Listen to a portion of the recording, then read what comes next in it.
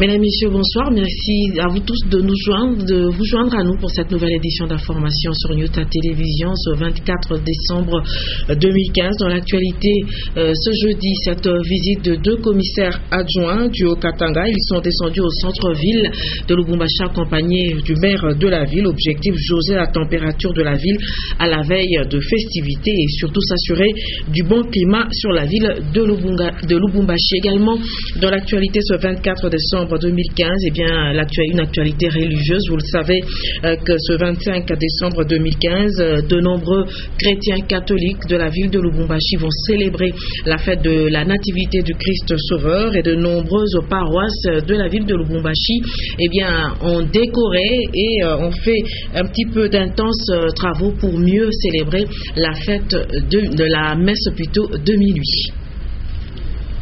La Bulgarie coopère avec la République démocratique du Congo dans différents secteurs, dans différents domaines de la vie sociale, ce qui justifie justement l'audience accordée ce jeudi au consul honoraire de la Bulgarie en République démocratique du Congo, audience accordée par le commissaire spécial Félicien Katanga Lukunga, un reportage de Célestin Muganza, Stéphane Chisson.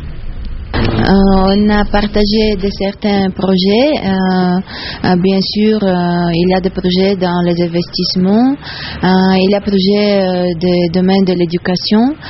Bulgarie, c'était un pays qui était fort représenté dans le domaine d'éducation ici, dans la République démocratique du Congo. Voilà pourquoi on est là, pour continuer cette mission. Je voudrais remercier son Excellence et on voudrait aussi, autant que le consulat honoraire de la République de Bulgarie, le féliciter pour son prise en sa nouvelle position et aussi on voudrait souhaiter à tout le peuple congolais, à son Excellence aussi, nos meilleurs vœux pour la nouvelle année 2016.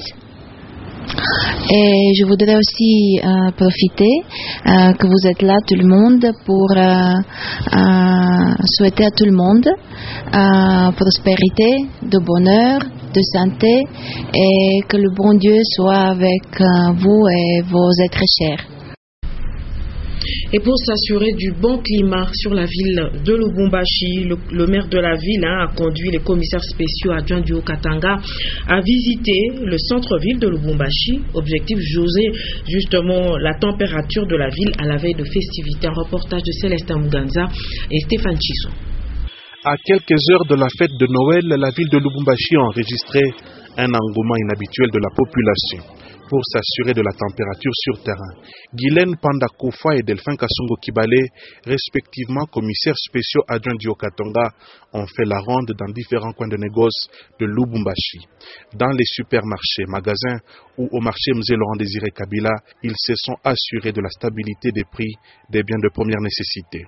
Malgré la conjoncture économique difficile, les parents et responsables de famille sont mobilisés. Ça va, on essaie de faire de notre mieux avec la crise qu'il y a, on s'accroche. On va manger selon le goût de chacun, selon ce que l'enfant va vouloir. Par exemple, moi j'ai des tout petits enfants, je vais leur donner des frites,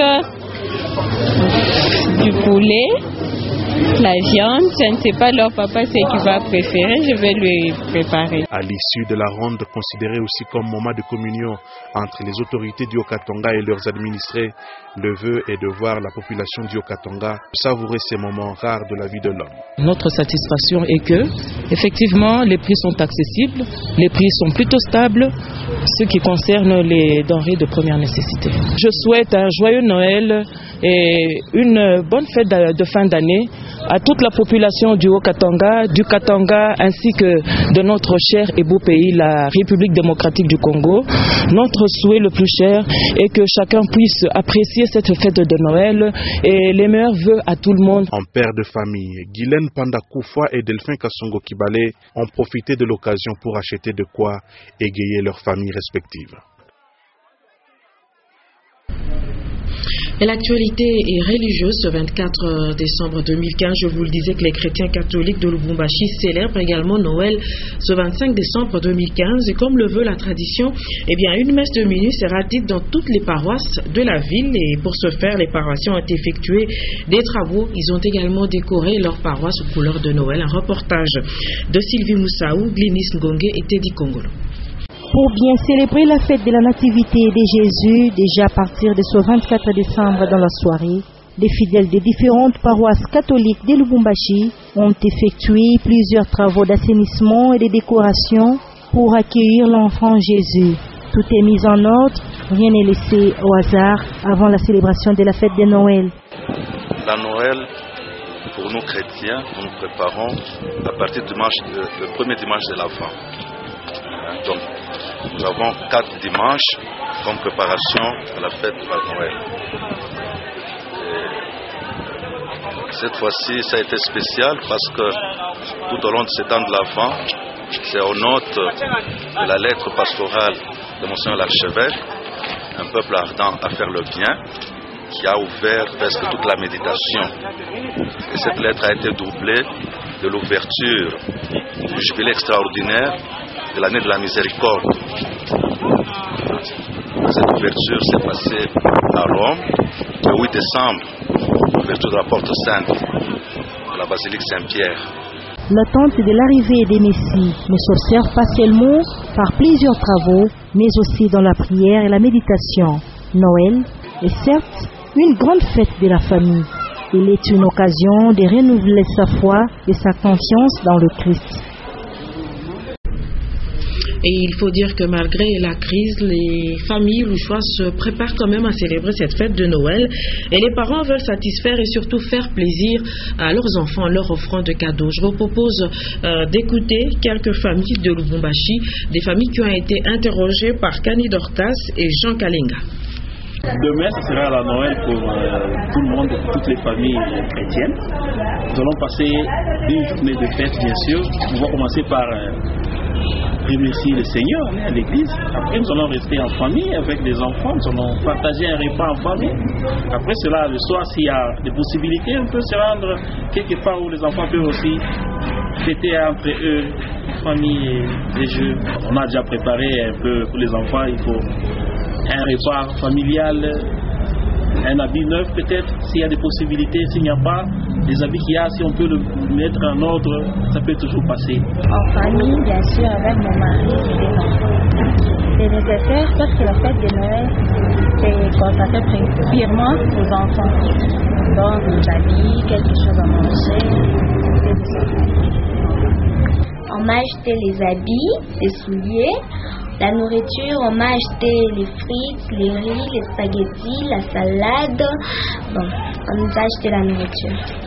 2 pantalons, une chemise et un pantalon. Des habits, des chaussures et des trucs de filles du genre maquillage, bijoux, bracelets, des trucs de ce genre.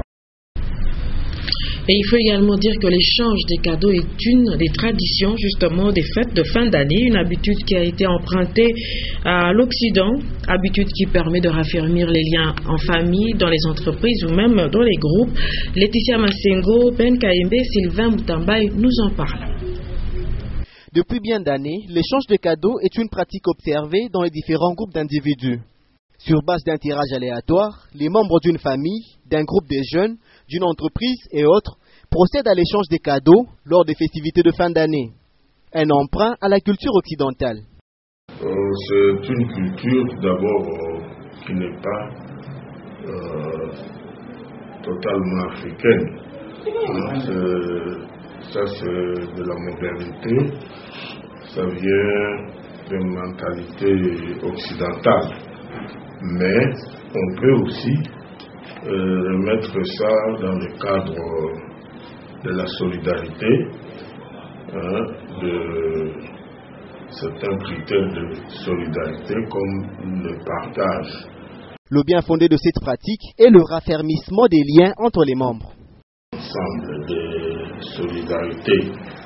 Alors les avantages naissent du fait que lorsque vous avez donné, vous pensez que on pourra toujours vous donner aussi. Il y a cet esprit de réciprocité. La remise ou la réception de cadeaux témoigne de l'affection, de l'amour, de l'attention exprimée par les uns envers les autres. Et justement, pour ces fêtes de fin d'année, de nombreuses maisons sont décorées avec des sapins, appelés aussi arbres de Noël. C'est encore un emprunt à la culture occidentale, la symbolique du sapin, dans ce reportage de Ben Kaïmé. Autrefois, une culture païenne, le sapin est le plus souvent associé au cadeau de Noël et à la crèche. À côté de cette dernière, le sapin symbolise l'arbre de l'enfantement et la renaissance du soleil.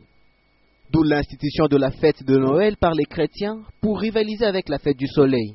Il y a bien longtemps que cet arbre était utilisé pour le rite païen du solstice d'hiver. À cette époque, les fruits, les fleurs et le blé faisaient partie des décorations du sapin pour représenter la vie.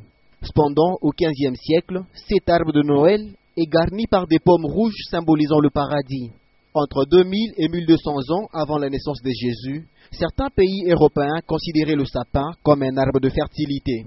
Les premiers sapins illuminés ont vu le jour au XVIIe et XVIIIe siècle, suivi de leur installation dans le château de Versailles. Il en existe actuellement de plusieurs formes, grandeur et qualité, à la portée de toutes les bourses. Hormis le sapin, l'on remarque aussi la présence d'une étoile sur cet arbre. Il s'agit de l'étoile du sommet de l'arbre, qui représente l'étoile de Bethléem.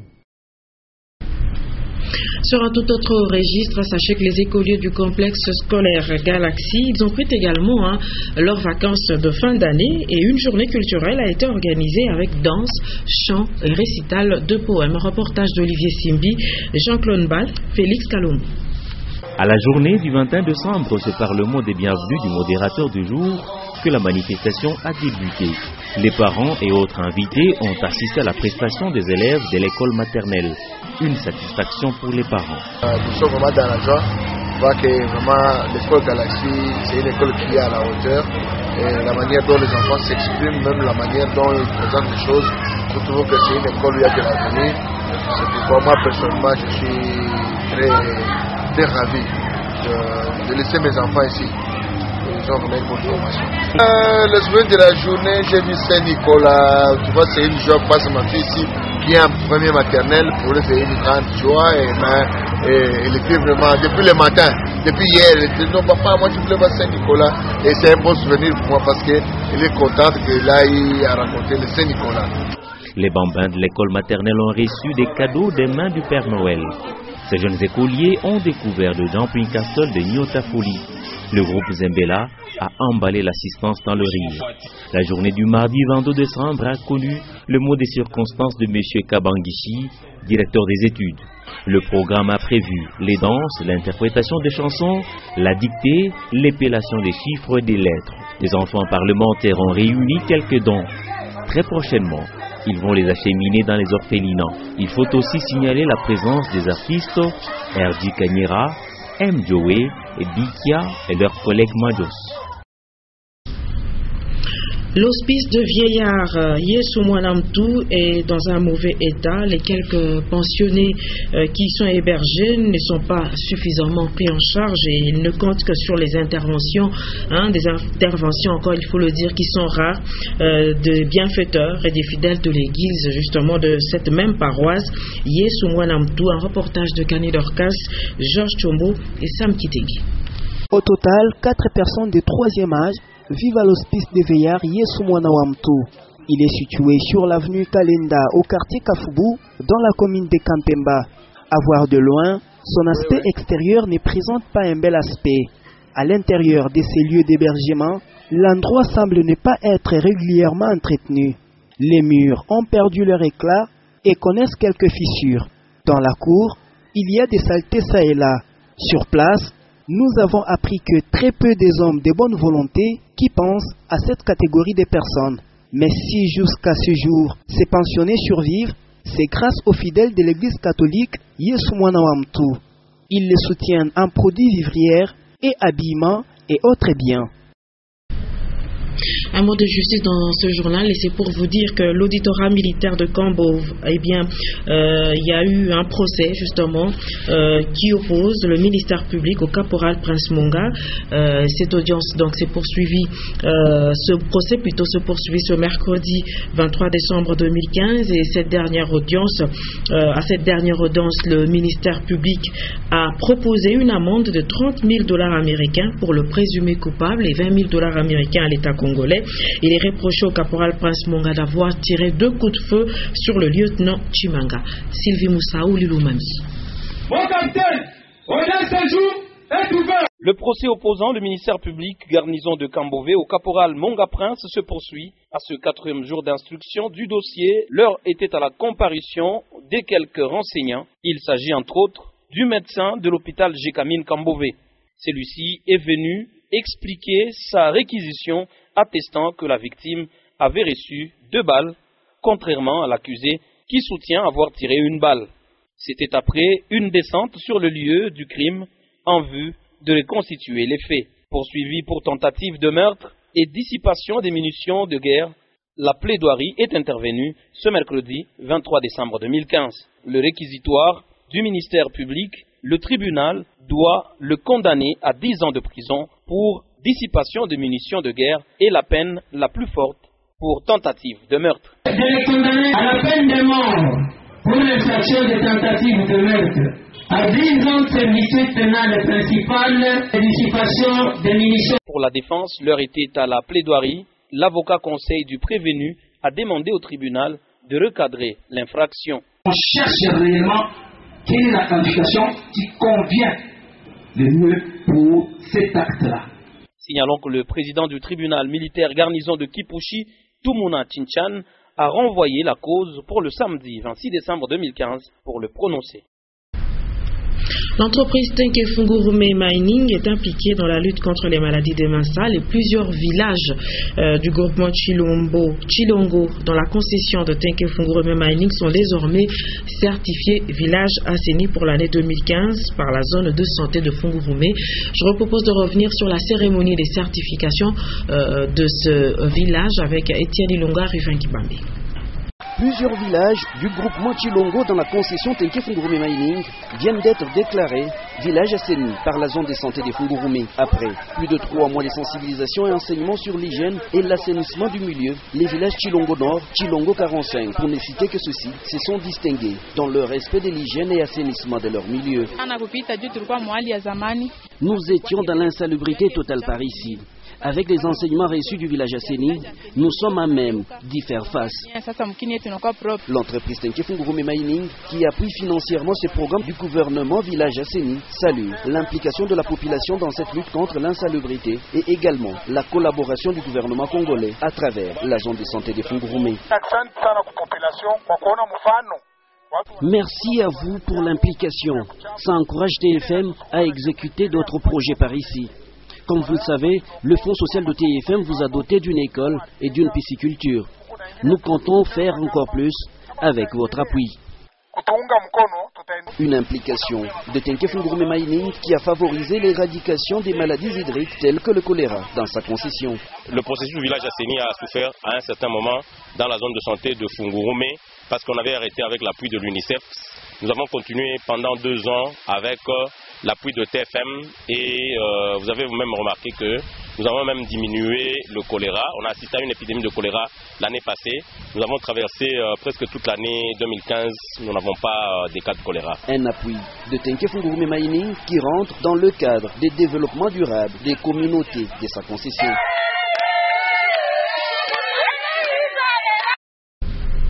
Au camp Chamilemba, plusieurs maisons d'habitation sont en mauvais état et avec la saison de pluie, certaines risquent de s'écrouler. Une situation dangereuse pour de nombreux ménages. Un reportage de Ben Kaimbe, Félix Kalongo.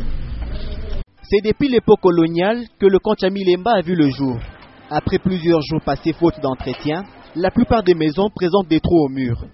Il y a bien longtemps, d'autres se sont écroulées. Pourtant, lors de la construction des maisons, il a été prévu des canaux pour l'évacuation des eaux dans ce terrain marécageux. Fort malheureusement, la population y a érigé des maisons. C'est sur une source que toutes ces maisons sont construites. Voilà pourquoi il y a de l'herbe sauvage qui pousse à divers endroits.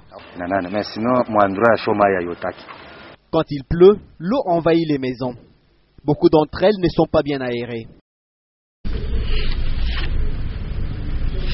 Et en cette fin d'année, les églises de Reveil organisent, elles, en ce moment, plusieurs services de prière, des prières marathon, des prières bulldozer ou encore des veillées de prière. Janine Bouchou nous en parle dans ce reportage. Affiches, banderoles qui annoncent les séminaires et conventions ou autres programmes de prières dans les églises sont en cette période visibles sur certaines artères à travers la ville de Lubumbashi. Pour les églises qui organisent ces genres de programmes, la fin de l'année est une période propice où les chrétiens doivent s'élever spirituellement.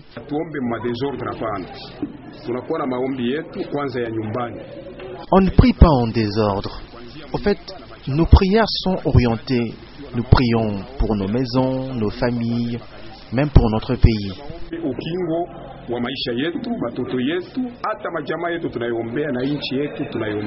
Pour certaines confessions religieuses, c'est un temps de faire les bilans de la marche de l'Église. Le peuple de Dieu puisse faire le bilan de comment ils ont marché avec Dieu pendant toute l'année et évaluer le travail qu'ils ont fait avec le Seigneur. Pour d'autres,